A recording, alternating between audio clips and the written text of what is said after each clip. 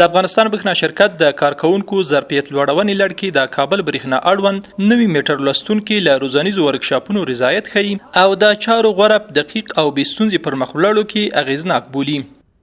مدت 2 روز ما ترنینگ که دیدیم خیلی بر ما کمک میکنه.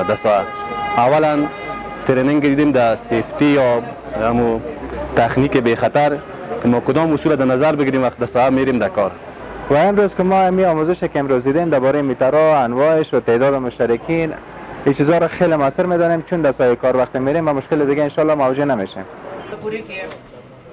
د پروګرامونو کې چې د فني او مسلکي روزونکو له لوري زده کړه ورکول کیږي په بهیر کې د کارکونکو وړتیاو کره ارزونه هم کیږي، څو د اداري چارو غوره پرمختګ لپاره د کارکونکو دندې بدلون او د نورو مسولیتونو ورسپارنې پر مهال له مخکې پیژندل او ارزول شوي وي.